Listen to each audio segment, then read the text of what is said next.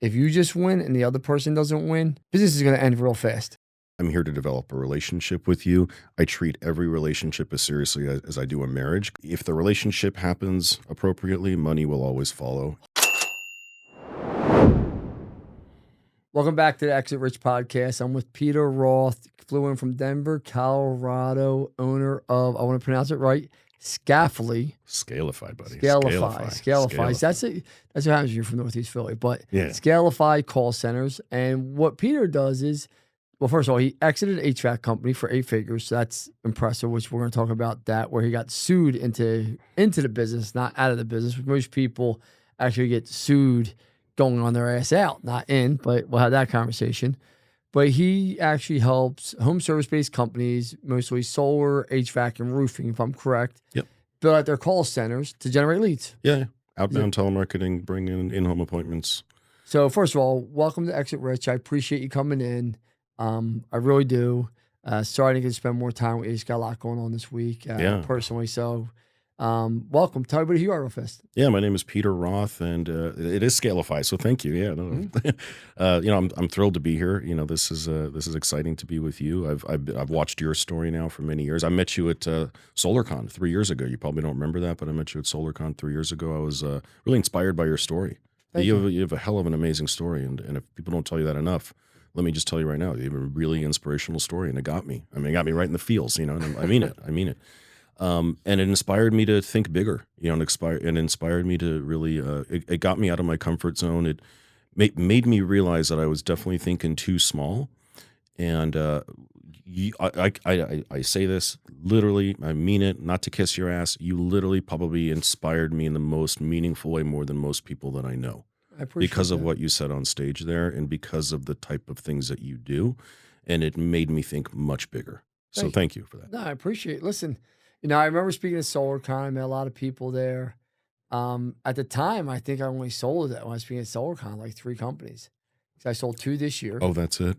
No, but like, but like, you know what I mean? I'm not saying that arrogantly. I'm saying that like sincerely. Like, but at that time, to me, that was a lot. Yeah. Right. Yeah. And, Well, I mean, it is. Yeah. But you're the biggest thing I think where SolarCon is. It was 3 years ago, probably about 7 years ago. I think I told my story. Like, I started changing so it was only 4 or 3 years in where I was like changing my life around of being a better husband, being a better father, just trying to be a better man. Not even SolarCon was somewhat about business, but it was more about like what you do. Like, it was like you will fuck around and find out if you aren't doing the right things behind people's back. And what's done in the dark comes out in the light. I tell people that all the time. Yep. Like, and most people, I don't think understand I that. preach to death every day. Even to my own clients, I preach to death. I'm like, I don't give a shit about the money. I'm not counting the pennies. I could care less how much you spend with me. I'm here to develop a relationship with you. I treat every relationship as seriously as I do a marriage, because I don't want to waste time with meaningless relationships. So I tell everybody this. I treat every relationship like I do a marriage. I wouldn't even get into this if I didn't see it lasting as long as a marriage should. And if the relationship happens appropriately, money will always follow. 100%. In both directions. And that's how I make that clear to them, in both directions. I'm not just caring about me making money. I only make money when you make money, so I care about you making money first. When you start making money, I know I'll make money. So build the relationship first, and money will flow in volumes in both directions. I call it the double W's. So win-win, right? And people don't realize in business, if you just win and the other person doesn't win, business is going to end real fast. Okay. That's just a fact. Can I tell you a funny little side story? Yeah. Okay. So I come from a family of Russian Jewish immigrants. Okay.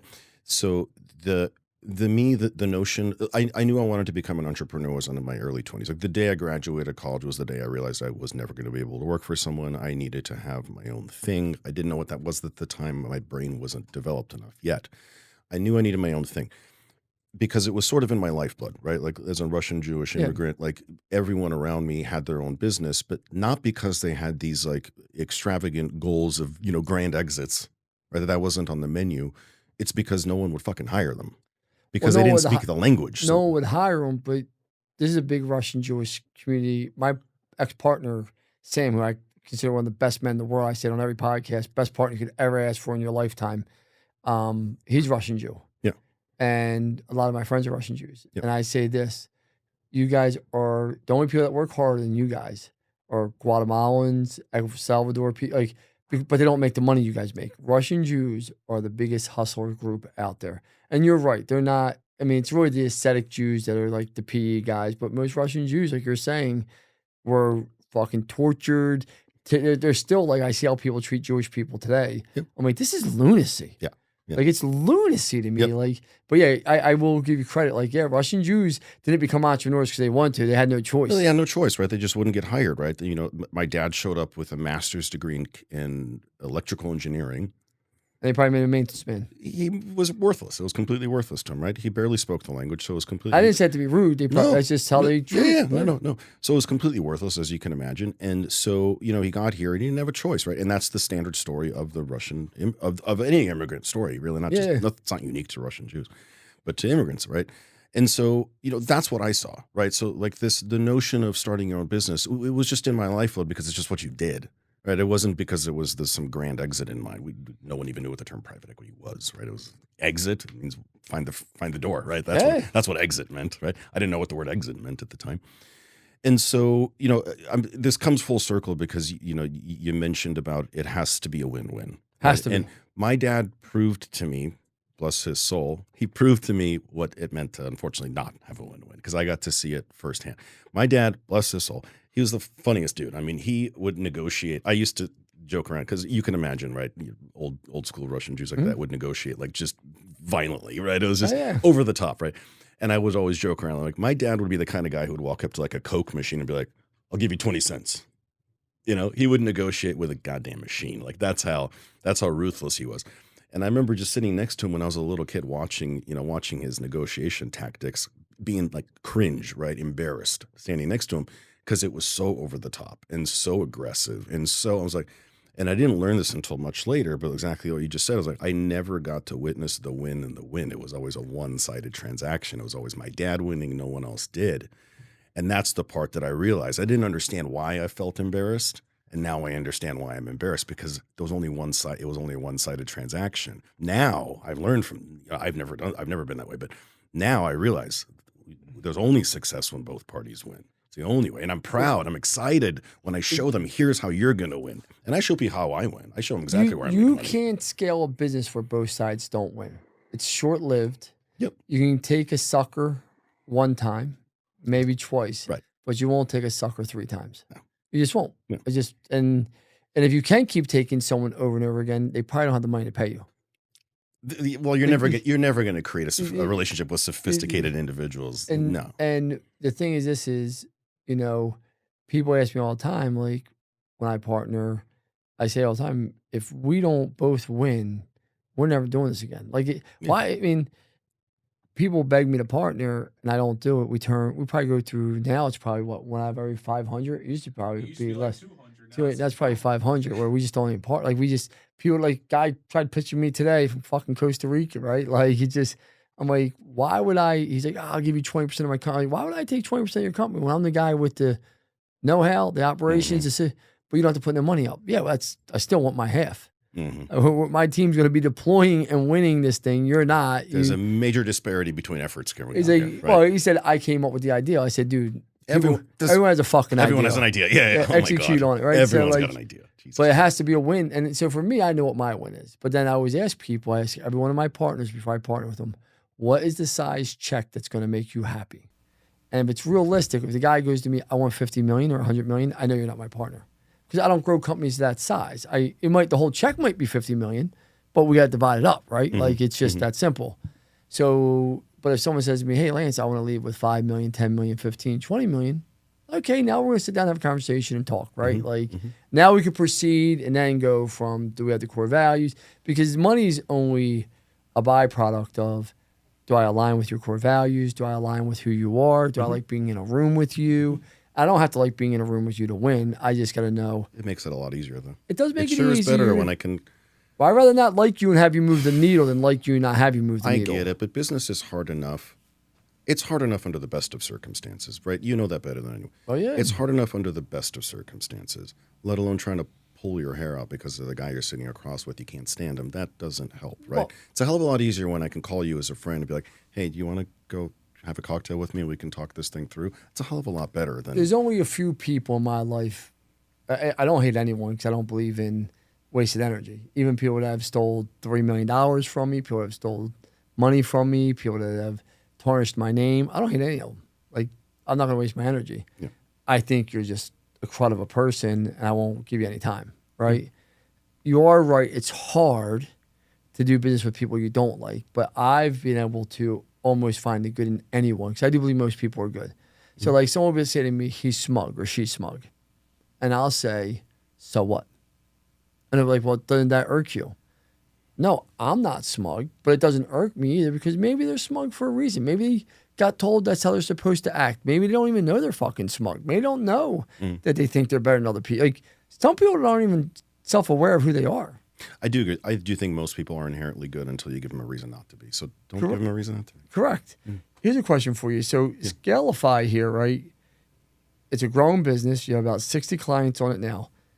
Tell me what you do exactly, because the listeners are saying, okay, well, how does it, we know you work with roofers, HVAC, and solar companies. Yeah. I'm assuming you're helping them get leads, appointments, like that's. Yeah. So you have a marketing machine because that has to be a piece of it, because whenever I don't care if you're manually, however you're getting those leads, it's part of marketing, in my opinion, right? Mm-hmm. So tell me how it works and what you're doing, and tell me a few success stories. It couldn't be any easier, honestly. It's not a complicated thing. I think a lot of people just overlook it because they don't realize how well it works.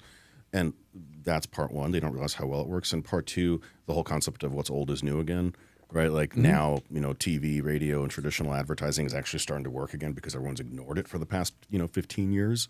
Everyone has gone so knee deep into digital marketing that now some of that old shit actually is now relevant again because no one's using it, right? So there's actually I think they lowered their prices now to make it, and it's got more localized. I think they had to adapt, right? I mean, there's that, but like people just and left the internet's the space. So expensive. Well, people left the space, so it's just not crowded anymore. So now if you're a roofer, for example, and you wanted to send out mailers, that's an okay thing to do because people are actually not getting 1,000 other mailers just like it anymore. Right? They used to, but now they don't.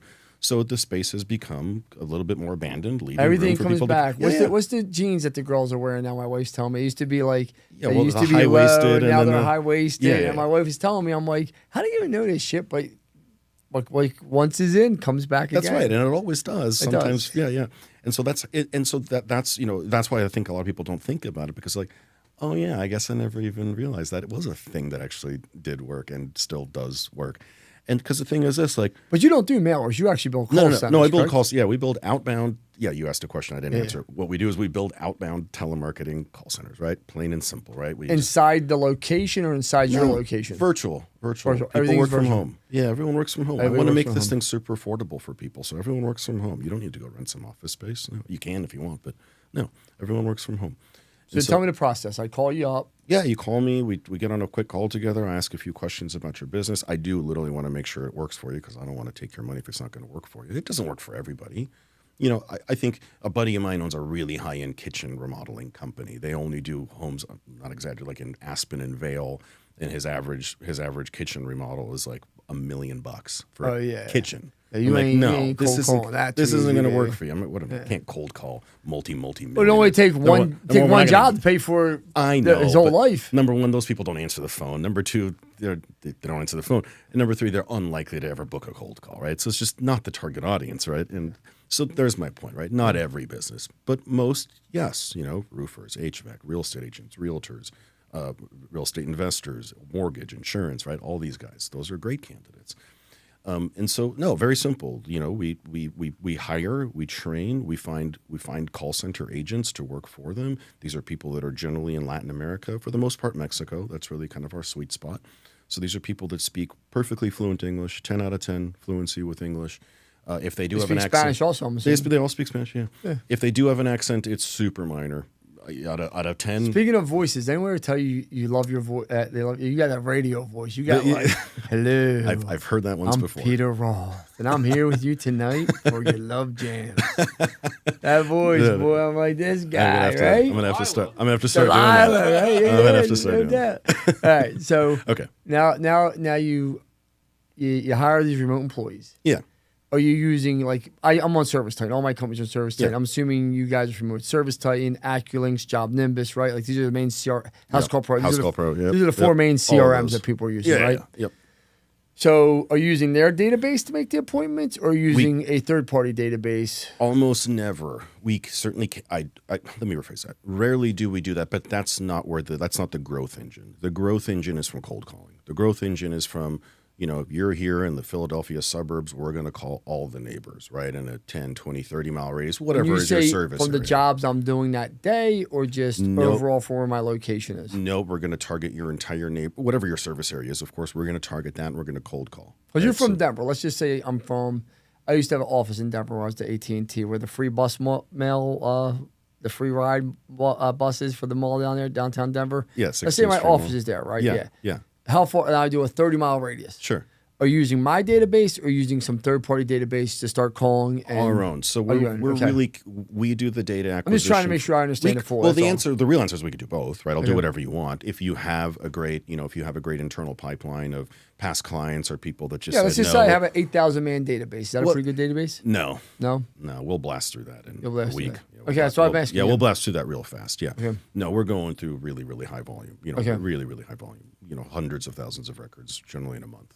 So yeah. So you're using auto dialers, and once they connect, then boom. Yeah. So we're using pretty powerful 20-line predictive dialers that are calling 20 lines at once, and each one of these agents is generally blasting out a few thousand calls. And then you connect them right to a live operator when someone talks. Yeah, no. So there's a couple different ways that can be done. So I think like in the roofing space, right? For example, let's talk to roofers here. So most roofers want it in one of two ways. It depends on sort of how big their operation is, right? So if we're talking a smaller roofer, they probably just want us to book appointments for. When you say small roofer, give revenue size so people know what a small roofer is. I don't talk revenue size. I talk number of sales reps. So I'm talking anywhere from 1 to 5 sales reps. 1 to 5 sales reps. Your definition is probably very different. Yeah, so I can tell you what 1 to 5 sales reps are doing. That's going to be someone doing between 3 and 5 million. Yeah. But 6 million max. Okay, so let's just say that would be like a really, really small, and there's some challenges there for sure, which we kind of mentioned earlier. There's some challenges there. And then mid-size would be 5 to 10? 5 to 15. All right, so that person's going to be doing anywhere between 10 and 25 million. Okay. Ballpark, yeah. 23. So, and the general rule of thumb is your large is anyone above 15 million. The general rule of thumb is 2 to 1. So 2 call center agents to 1 sales rep. So if you've got 5 sales reps, you probably want a call center with about 10 agents. If you want to keep their calendars pretty full, I'm not talking like overflowing full, but like pretty full, like 3 to 5 appointments a day, 3 to 4 appointments a day. Okay, so we do that. Okay, and they're qualified appointments, I'm assuming. What's your definition of qualified? I'll show up and somebody has a fucking roof problem. That's all I need. Depends. That depends. So I mean, they hope I'm not coming with a pizza. That's not qualified. Well, no. So hang on. So everyone wants something different, right? And we do whatever you want, right? I always make this very clear. It's your call center, right? Yeah. It's your call center. We can set it up for you however it is that you want. Do you want more volume, slightly lower quality, or do you want or do you want really, really high quality, slightly lower volume? We'll set it up however you want, and everyone has a different cup of tea. I believe, and this is, I would say, it's that any roofer, HVAC company, electrical company out there is, the more granular you get, your conversion rate's probably going to be higher, but it's harder to scale, right? Because you're sifting. If you want to be an order taker, I say this to everyone, I say it all the time, I'm not being rude, and you want to see people smile, go work the counter at Dairy Queen and hand out blizzards. Because when you hand someone a Reese PC blizzard, woo! It's a win-win every time. Oh, it's a win-win. Yeah. Your job, and this is what I consider a lead for anyone, they have a problem with a gutter, a roof, a window, whatever it may be, no matter how small. They call me, they set an appointment. We're setting it in all my companies. It's my sales specialist person's job out there to say, let me give you a full assessment, not just look at the one little problem you have here. Because if this one problem's happening, there's most likely a problem somewhere else too that we can fix while we're here for you, Mr. Customer. It costs you nothing. Is that okay with you, Pete? Yep. Peter? Absolutely. Yep. Absolutely. So that's what I consider a qualified lead. I'm sorry, I don't agree with this. Like when people are like, oh, it's not a real lead, it's a shed. Okay, well, you're right. It is a shed today, but that leads to me doing the whole roof tomorrow if we do things right. Am I wrong, or am I just totally crazy? To answer your question, yes, they would all be qualified. That's why I wanted to know what's your definition of a. Some people have a very much more. Yeah. Well, I consider not qualified. I show up and they say, "I don't know who you are, what you are. No, you're not here, or did you bring me my pepperoni pizza?" Yeah, No, that would never be the case. No. So they would all be, by that definition, they would all be qualified. Yeah, and anyone that told you that's not a qualified lead, I would say, show me you're doing 30, 40, 50 million or 100 million without doing it this way. Yeah. No, I agree with you 1,000%. Hey, everyone. Thank you for joining us today. I want to give a quick shout out to our sponsors, Service Titan and Rilla, our technology of choice to helping us scale and grow our business and making sure all of our viewers have the technology to scale their business so when they want to sell it, they're able to. So that's the main thing, right? So we set up the agents, we train the agents, we source the agents, we get them ready to dial, we set up the dialer for them, we set up the management system for them, the full operations, so that on day number 1, everything is ready to go. Now, they don't have to use us to manage the system. If they want to manage it, if they want to take a stab at managing it, they certainly can. I am a big believer in just giving people options. You do what you want to do. Well, right? why would you I don't recommend it. Yeah, why would you want to? I'm just thinking, like, from just a productive standpoint, why would I want to go? If I have people that can manage it, that understand and are expert, how much is your management fee, if you don't mind me asking? Oh, anywhere from on the low end $2,500 and up from there. So you can't even get an employee for that. Is that a month or a week? A month. Very affordable. You can't even get an employee for that much. You know why I do it? Because no one has ever said no, first of all, but people love the option. People love to feel under control. And I know full well no one's ever going to say no. It's the same reason why no one in the right mind would ever show up to a house with, a truck full of shingles and be like, now, did you guys want to install this yourself or did you guys want us to do it? Of course, no one's ever going to do that, right? I get that. That's an extreme example. Yeah. But wouldn't it be interesting if you did ask the homeowner that? Wouldn't it be interesting if he's like, all right, guys, so now we agree on the price on that. Did you want us to install it too? Did you guys want to install it? Like, no, we wanted you to do it. Yeah. Okay. I mean, that's fine. I was just asking because there are some crazy people out there. I mean, I just don't know who would want to manage, like, for 25, even if you were at $5,000, $60,000 a year.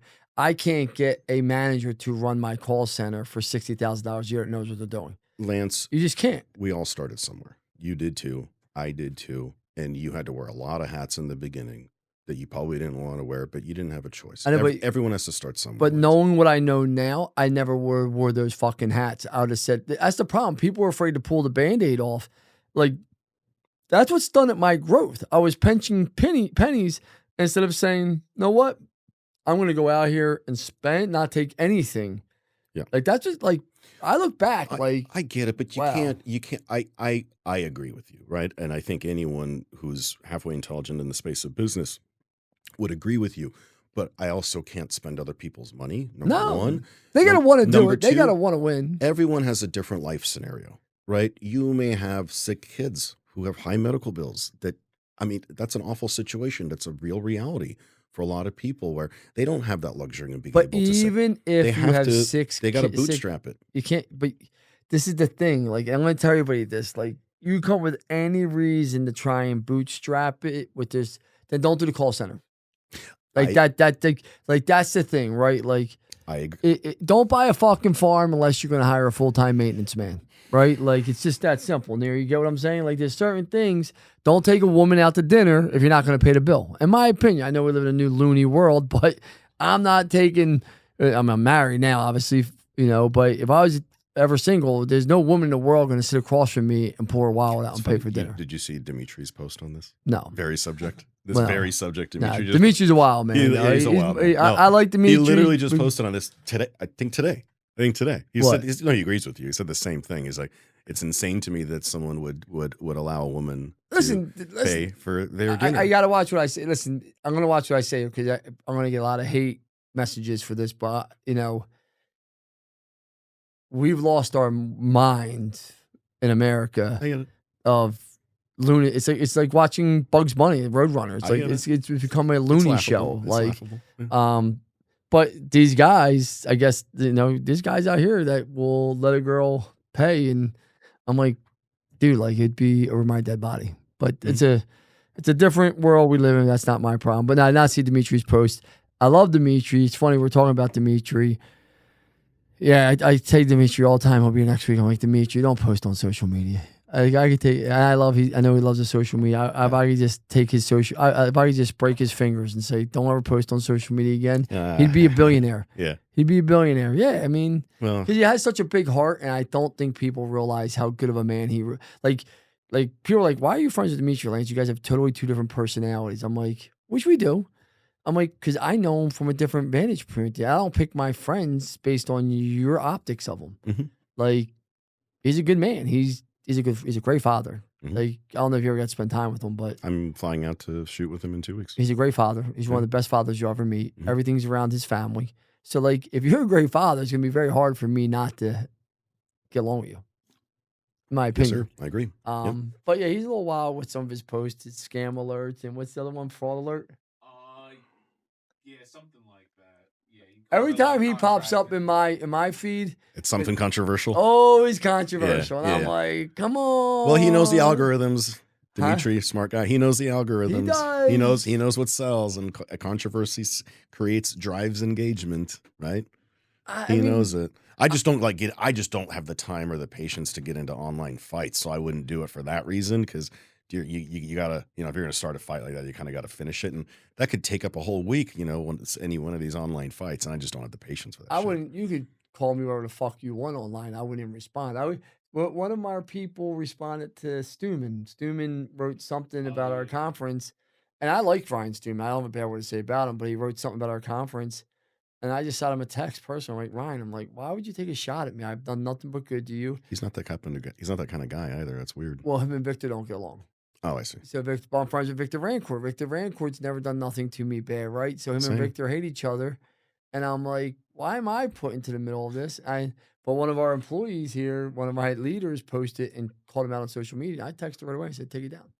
I was like, I'm not going to ever say a bad word about Stuman. If that's how he feels, he can't ever tell anyone he's ever done business with me. He can't ever say he's done anything with me. Unless he wants to lie, right? Yeah. But Yeah. I don't think he's going to do that. I think that's stupidity, but I don't think you get anything of it. I think the circus clowns get something from it. I don't think anybody gets anything positive. It drives engagement. That's it. Like I said, it's not my style either. I don't mess around with it. But let's talk about your HVAC company here. You sold that to private equity. How long ago was that? It wasn't too private. It was to a private equity backed a search fund. It was a strategic buyer, part of a roll up, which I found out afterwards, part of a roll up, and so we got acquired through them. How was that process? Hard? No, it wasn't all that bad. My partner did a lot of it. Well, that's why it wasn't that bad. This guy. Yeah. Well, how was it? Well, I didn't do shit. It wasn't bad at all. Yeah.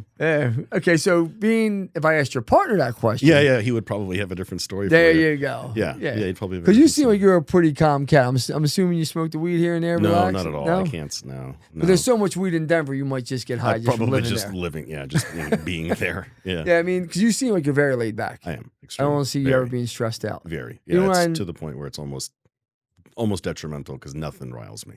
You got to really poke. She was what's her name? Jolisa. She's the best. Though. Yeah, she was great. She's like, did I offend you when I said that thing? I was like, I already forgot the thing you're even talking about. I'm like, so clearly I don't see you being offended. I'm like, much. you're gonna have to work really hard if you're gonna want to offend me. And even then, I was like, anywhere near not the other. So you sold your HVAC company. Did you guys roll up into the platform or no? Yes. Okay. Yeah. Did you took you what, probably 4 or 5 months, 6 months? Yeah, a little under 6. Yeah. Your partner was stressed out. You weren't stressed out. Clearly. Yeah. Was your partner stressed out to get to? No, I don't think so because he had already had a lot of experience kind of working with M&A advisors and M&A attorneys, so it wasn't that big of a deal. And I just kind of was along for the ride, so I got to sort of enjoy the process and learn it without having to go through the stress of it all. So as you're building Scalify here, are people asking you to help coach them run their businesses? Are people asking you, or not really? Is it just is your eye just on Scalify, growing that, and are you going to sell that, or are you going to keep it? It's funny. So the two very important questions. Do they ask me how to help improve their business? The answer is, well, it depends. The smaller ones, yes. And it's not because I don't know they're necessarily asking me, but I see, God, I just see worlds of opportunities for these smaller guys, particularly in the HVAC space. You know the HVAC business well enough now to know that there's, the lifetime value of an HVAC customer is huge. Oh my God. And there's so many things that you can sell them, unlike roofing's a little tough, solar's really tough. But HVAC, there's just so many things you can sell a person. No bullshit, like the stuff they need, stuff they could absolutely legitimately use, like, legitimate stuff. And so I see these, younger guys with these smaller companies, who are looking at me to really help, take them to another level. And I enjoy doing it. I love giving them these kind of eye-opening things that can really help them expand their business. So I enjoy it and I love it. And I feel like it's just another thing that I can help, give them and help them grow. But man, these companies need some help. I actually want to talk with Victor and put something together with him where, I can kind of just hand him off to him because I'm like, here's your guy. He knows us even better than I do. He knows HVAC very well. He's your guy that he can help you grow, and I will help blow your company up. I'll fill up your calendar faster than you'll know what to do with it. But you need to be able to convert these because, like I was just telling you, I think when we were off camera, I got 2 new clients now. They're both smaller HVAC one's an HVAC, one's roofing, and both HVAC companies, and both of them are, how do I put they're pissing away the opportunity. We're filling up their calendars left and right. This is not bullshit. They're literally telling us to pause because they can't handle the volume. That sounds really corny, but it's literally true. They should be hiring recruiters to get salespeople through the door. I know. And it pains. I'm literally like sweating and in pain because I'm like, I want these guys to do well. And it's like, I can take a horse. Peter, you can lead a horse to water, but it's like. Tell them to call me, because if somebody ever called me up and said, Lance, if Bill ever called me up or any of our marketing people ever said, Lance, we got to turn the fucking leads off because our salespeople have too many leads, I'd walk right into my HR person. Heads would be rolling. Oh, I'm assuming heads would be rolling. It'd be you're terminated. Like I have no time. Like, we are here to build and scale a business. Like, leads should be your biggest problem. I tell people that all the time. Leads should be your biggest problem. Leads should be your biggest problem. That should be your biggest hurdle every month. How do I feed the machine? Well, the funny thing is, and I'm not saying this to sound cocky, but like, that's literally the thing that we do. Like, that's literally the thing that I can check that box off for these guys. Like, of course, everyone wants leads, right? If you asked 100 business owners, you need more leads, 100 fucking hands would go up in the air, right? We all know that. And that's the thing that we do best, right? So like when I'm talking, when I'm going through an interview with a potential client, I'm telling them, like, you do realize, like, we're going to build you your own lead gen company. You're going to own a lead gen company now. You can actually sell this company later if you wanted to. Like, that's a legitimate thing. We're going to build a lead gen company that you own free and clear. And this thing is going to generate more than you'll probably know what to do with. So you're going to have this powerful thing in your hand. So like, what every business owner, the one biggest stress you'll have of wondering where are you going to get your leads, that's no longer going to be a stress for you. However, you better know what to do with these things because we're going to fill up your calendar. And if you're pissing them away, I can't help you with that. Are your people using tools like Rilla to record them so you can listen to the calls? No. Oh my God. No. Jesus are you kidding Lord. me? No, man. That's what these are the things that frustrate me. Do you realize how many of my clients don't even have a CRM? Oh, I'm not making you cry, aren't I, right now? Yeah. Didn't I just make you squirm a little bit in your chair? Yeah. Listen, there's certain things like, we're going through a partnership right now with a guy. I can't say who until it's signed done. And, he's going on Service Titan. He knows that. He's going on Rilla. He knows. Like, it's just certain. Listen, it's kind of like this, man. Like, if you want to look good, you got to eat right. You got to go to the gym. You got to take care of yourself. It's like, you don't want to eat good. No one wants to eat good. I don't want to eat good. No. Like, my wife literally smacks the fork out of my fucking hand every night at dinner. Bang, put the meal down. Put this down, right? She put, because she knows I would eat pasta every night. So right? So that's a struggle. The gym, right? I don't want to go to the gym every morning. No. So I put the gym in my house, right? Now there's no excuse. And guess what happens when I get out of bed? My wife says, get your ass in that gym, no matter what, for a half hour to an hour, right?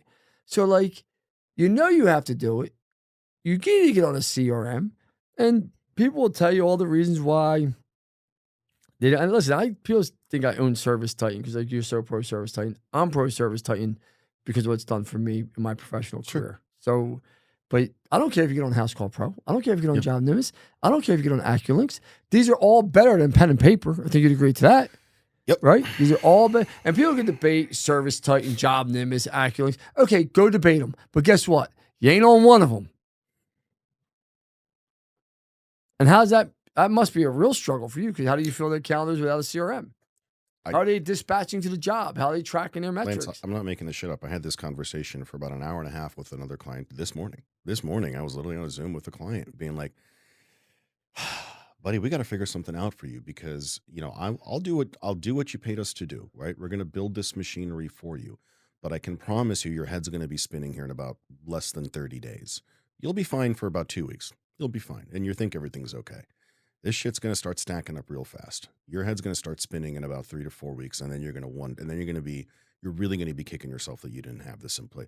For what? Because of something that's going to cost you a couple $100 a month. That's the thing you're going to get.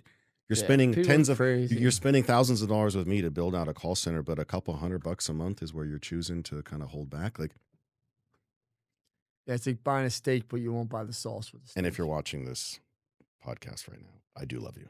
Okay. Oh, listen, it's not personal. It's business. Yeah. This is the problem why most people fail in business. They make it emotional. They don't make it logical. Yeah. If you just make business logical, you won't fail ever. It'd be pretty simple. It'd be pretty, there'd be this nice little pattern, right? You can just follow simple. Since I truly started shifting and I take all the personal out, and like people might hate me when I end the partnership. People might hate me when I sell the business, like, or people might hate me when I lay people off, or people might hate. I'm like, it's not personal. It's logical. It's like it's so mathematical that if it was the other way around, I sat with the guy yesterday, right? And I said, listen, when we did this deal, this is what it looked like. Now that we're into the deal, and I'll just be very transparent with you, I make about, I'm just using the number, $500,000 off this deal I make, right? Mm-hmm. But I pay back out about $300,000 off this deal to the same situation. Mm-hmm. I'm like, so I'm really making $200,000 off my investment. That puts me at about 2%. I'm like, this deal just can't happen anymore. Yeah. And all of a sudden, you should have saw his face. But it's worth this, and it's worth all the justification. But as soon as it was flipped around to it's just pure mathematics, I just said, would you do this mathematical deal long term? Yeah. Like, I know we had to build it out, so the investment's the investment. Mm-hmm. But would you do this mathematical term if it was you? Because if you will, I'm in. And what do you think his answer was? He probably said yes, I would. No. Oh, well, I'm betting he said yes. He said not long term. Yeah. Well, because what do you think I would have said to him? Well, because it depends on everyone's life stage, right? It depends where you're at in your life at that particular moment. Because for some people, a $200,000 return on their investment, even if it's a small percentage, is fantastic, right? No, it's not. And they're going to say, yeah. Well, it depends who you're talking to, right? I wouldn't do it. You wouldn't do it, but some guys will. So that's why I said, I don't know this guy. So that's why I said, I bet he said yes, right? I look at what is your time worth. 100%. Like, it's not personal. When people ask me to partner, like, oh my God, but you'll make this amount of money. You don't have to. First of all, when people say you don't have to do anything, that's a lie. I do have to do something because I got to make sure I'm always going to have to take care of the accounting here at my accounting team, as you can see. Anyone that partners with me wants me to handle the marketing. You'd be stupid not to, right? Mm-hmm. So, like, you're going to want me to handle the marketing. Then you're going to want me to handle systems, processes, operational, right? So, really, all you're really doing is handling the sales part of it. Yeah. Like, you're like, I'm not Ryan Reynolds. This isn't Boost Mobile where I'm just shining, showing my pretty face on a commercial. Like, cool, that I'll do. Right? If that's all it took, okay, fine, then we can talk. But yeah. I'm assuming you came to me because I do something well, and it's other than the pretty face, And that's where I think people don't realize. But let's jump into this here real fast. Married, kids? Yeah. Married, one kid, daughter, just started college, just went off to CSU, just started. What's CSU? Colorado State University in Fort Collins. Okay. Yeah. Is that where Deion Sanders is? The rival. It's the rival. Yeah, the big rival. Yeah. Oh, big. Is Deion big out there? He's big at Boulder. Yeah, that's his. I don't follow football for shit, so like I wouldn't. Me either. You could lie. You could just lie to me. Is Deion big out there? Yeah. He just beat bladder cancer. He almost died. Really? Yeah, he kept it under wraps, and big draw out there. He's a big draw? And your daughter goes to the rival? She goes to the rival. How's she like college? She's loving it. She's loving it. I'm super proud of her. So here's a question for you. You got 60 clients on Scalify. Mm-hmm. What are you gonna? How many could you match? Is it you by yourself running Scalify, or do you have a partner? I've got it. It's me by my. I'm the only owner, but I've got a really solid team of people. You have a really solid team? Yeah. And how many clients could you take realistically? That's a really good question. I was actually just talking with a really good close friend of mine, and he asked me he asked a slightly a different way of asking that same question. He said, "What do you think your market potential is currently?" And I said, if I had to guess, I was telling you, I didn't thought this through carefully, but if I had to guess, 100 mil. He's like, all right. And then we went out to dinner 2 nights ago, and he brought 100 mil. So let's just go 100 mil. You're going to take it. Yeah, if we did. But I'm assuming that's a pretty high margin business what you're in. It's a good margin. So 30%. So let's just say if we 50 plus. 50 so if plus. we talked That's gross profit because or net? I'm net. Because if we talked, net, yeah. Because if we talked, and I tell all this to my clients, by the way. And this but is that's not going to be 100 million, 50% net. As not you scale not at scale. So let's just say you're at 30. It's 30 million EBITDA. Sure. Yep. That's going to get you 20x. That's literally what's 30 million times 20? Got a calculator real fast? 600. $600 million you could exit for, right? Just like that. Yep. Bang. Yeah. How long will it take you to get to 100? So I would have to break it down by industry. So roofing and HVAC. Don't think I'm going to count solar. Roofing, HVAC. I'm not a solar fan, but that's a whole other conversation. Join the club, buddy. Real estate agents, real estate investors, insurance, and mortgage. Right. So between those 6 industries, what's 100 mil divided by 6? Whatever that number is. But I think 15 million. Yeah, something like that. Yeah. So suddenly it becomes much more attainable, right? Once you break it down across these 6 industries, now you realize, okay, this isn't not that big of a tackle. Now we're starting to talk about oil and gas. We're talking about pipe flippers because there's a huge industry in the flipping of oil and gas piping. That's a big industry. Now we're also talking about new home builders as well. New home builders can absolutely use this because they have a huge pipeline of potential home buyers that they're constantly pissing away. So these are new industries. There's industries I haven't even considered. There's like the oil and gas thing. Because I don't know shit about it. I never in a million years would have thought about oil and gas until my buddy was like, dude, did you ever think about oil and gas? I'm like, well, why the fuck would I? I'm like, I know nothing about it. And then he starts talking to me. I'm like, well, fuck, there you go. Whole new industry I never thought about. Whole nother massive industry. So, yeah, I mean, you start stacking these things up, and I'm realizing, I'm like, well, yeah, I think we could get to that point way faster than we thought. I like that. I'm going to be watching the journey. Last question for you, because I know you're busy. I don't want to take too much of your time. You're good. I have 2 questions for you. Shoot. What's the best things you're seeing these operators do? You mean industry-wise? Yeah. What are they doing? Like HVAC, roofing, plumbing. What do they all have in common? The guys that are doing it successfully, what would you say? Without question, they have strong follow-up games. Without question. That's number 1, 2, 3. Follow-up game is strong. Follow-up is in the fortunes, my friend. Or the fortunes are in the follow-up. Jesus, yeah. What's the biggest letdown you see? Their biggest obstacles? These people. Oh man. Well, I think I just said it. The people who are unfortunately they're ill prepared to handle the volume that's going to come. That's about to knock them dead in the face. They're just ill prepared. It's a combination of 2 things. It's either that, or the people who haven't done real high-level sophisticated sales training specific to their industry. Really, like we brought up Victor Rancourt, right? So guys like Victor, okay, if you're an HVAC, guys like Victor, right? If you're in roofing, you need your own guys. If you're in solar, you need your guy. There's very, industry specific. I like John Del Rosa in roofing. I think he's good. Okay, I don't know him. So now I'm going to get to know him. He's a consultant for SRS. And John Della Rosa or Della Rosa? Yeah, okay. Good guy. He could sell. Good guy, high energy. Put me in touch with him, please, because I want to be able to pass names like that to my clients because I see these opportunities where I'm like, we're going to fill up your calendar, but if you don't know how to capitalize on these things, I don't know what to tell you. I see people with a 5% fucking close rate. I'm like, what's going on here, man? Like you just ask someone to buy shit 5 out of 100 and they just buy. Yeah, exactly. Like, I'm not being rude. You just show up and just say, I'm a nice guy. Yeah, just be a nice guy. It's who I am. I'm a nice guy. I'd love to do your roof. I'm excited. Here's the proposal. Would you like to move forward?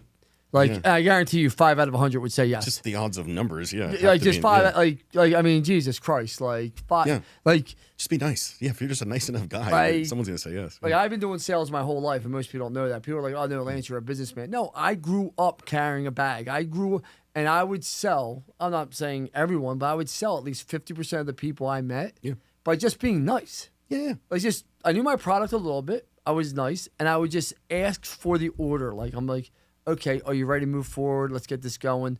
And I would just start moving forward. Like and they say no, and that's okay. But like, I don't understand the sales side of things. So it's amazing. Those are my 2 things. People who are just ill prepared for how to handle, they don't know how to do the follow-up thing, whether it's through a CRM or other, avenues. They just don't have a good follow-up game. And on top of that, people who have a very bland or one-sided. What's the word I'm looking for here? They don't have a sophisticated sales process. In other words, like if you're an HVAC and you think that the only thing you can sell them is another AC, that's bad. Like Yeah. you need to be able to sell a lot more than just that. 100%. And you're in a business where, God bless you, you can sell a lot of different things to someone. And Without doubt. And if you're not taking advantage of that, I don't know what to tell you. But like, because there's guys who make a killing in businesses where they don't have that fortune, like solar, where they get to sell one thing, that's it, panels, and that's it, and it's a one and done deal. The lifetime value of a solar client is one, right? So it's like, and I know plenty of guys who are making 7 figures just selling door to door.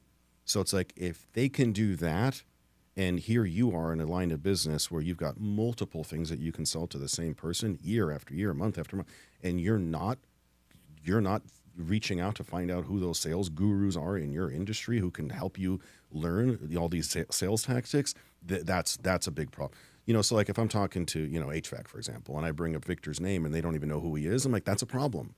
You need to know. In the HVAC world, you should know who Victor is. You need to know who your sales gurus are in your business. And I mean guru in the good way in this case. Absolutely. But like, you need to know who your sales leaders, whatever, right? Who your sales influencers are in your business, because they're holding the key to your success, and they're probably not charging that much to teach it to you.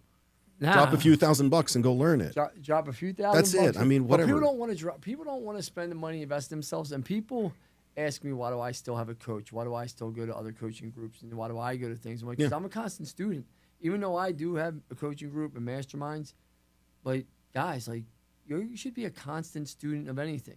Yep. And just most people just aren't willing to invest. I would say this. If you had, and I'm making up a number here, if you have $20,000 to spend and you're an HVAC, give me 10 and go give Victor the other 10. You're welcome, Victor. Go give Victor the other 10. That's it. You've just now blown your business up more than you'll ever know what to do with. 100%. The two of us will transform your entire business into something that you won't even know what to do with. Thank you for being here. You're I welcome. appreciate it. You're welcome. Get a picture. Yeah, let's get our picture. Oh, if people want to get a hold of you, how do they get a hold of you, Pete? Peter. Scalify.com. Easy. Go to scalify.com. That's super easy. SCALIFY, in case people can't spell Scalify. Oh, I'm sorry. I screwed up my own domain name. Scalifyco.com. Jesus, I should probably. This guy. Don't ever hire me to promote my own company. Jesus. Scalifyco.com. Here, let's get a picture. All right.